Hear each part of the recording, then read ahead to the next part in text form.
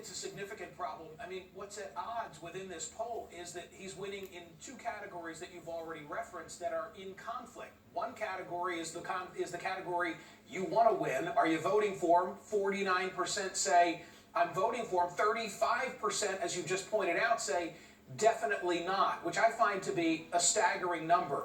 What really is motivating these numbers is passion. That Trump constituency is hardcore, Allison. 78% of them say we are locked in. And so you look at a weekend like we've just had. You look at the interview that he had with Jake and the refusal, to disavow white supremacy. And you say, my God, how could someone running for president take that position, take the position with regard to David Duke, and still be leading? It's because his constituency at this stage, they really don't care what he says. They're for him. Let's play that again right now, Ron, because it was stunning. Jake Tapper gave Donald Trump 3 opportunities to disavow the KKK and David Duke, and he demurred at every opportunity. So watch this again. Will you unequivocally condemn David Duke and say that you don't want his vote or that of other white supremacists in this election? Well, just so you understand, I don't know anything about David Duke, okay? Would you just say, unequivocally, you condemn them and you don't want their support?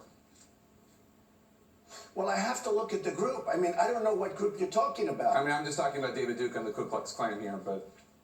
I don't know any, honestly, I don't know David Duke. I don't believe I've ever met him. I'm pretty sure I didn't meet him, and I just don't know anything about him. It wasn't just that, by the way, Ron. Yeah. He also retweeted a quote from Mussolini, and when it was pointed out that it was a quote from Mussolini, Donald Trump said something to the effect of, well, it was still a good quote. I mean, Mussolini or not Mussolini, it was still a good quote. I like the quote. Is that where we are now after all of the incendiary comments of this campaign cycle? Now we're at the point of, the KKK and Mussolini, not so bad after all.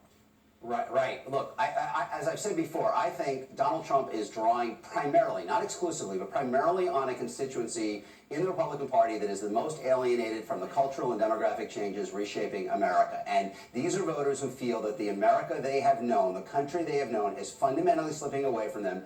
And the more outrageous Trump gets, the more he seems to them someone who will fight by whatever means necessary to reverse the trends that they decry. On the other hand, the kinds of things he has said over the weekend are exactly the sort of things that lead others in the party, particularly that kind of mainstream conservative, white-collar part of the party, to question whether this is someone they really can envision as president who has the temperament, the background, and even the inclinations. And I think this is the core question, Allison, heading into Super Tuesday, and then even more important on March 15th. Can anyone consolidate those voters? We've seen Senator Ben Sasse, we've seen Joe Scarborough, we've seen others who have been, going further than they have in the past and saying they could not, under any circumstance, support Donald Trump. And the question is whether Rubio or Kasich, the most likely ones, can consolidate that vote. Virginia is probably the place to watch because those voters, white-collar voters, are about 60% of the electorate there. So if it can't happen there, it's very unlikely, and Republicans are going to be on this trip into the electoral unknown with a candidate who has shown that he can say and do almost anything.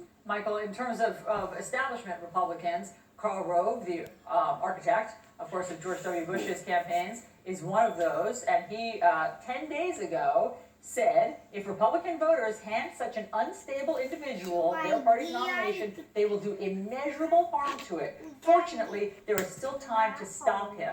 Well, that was 10 days ago, Michael. Is there still time? Well, with every passing day, there's less time to stop him. And what I think Karl Rove and others are concerned about is the damage that's being done to the GOP brand. I mean,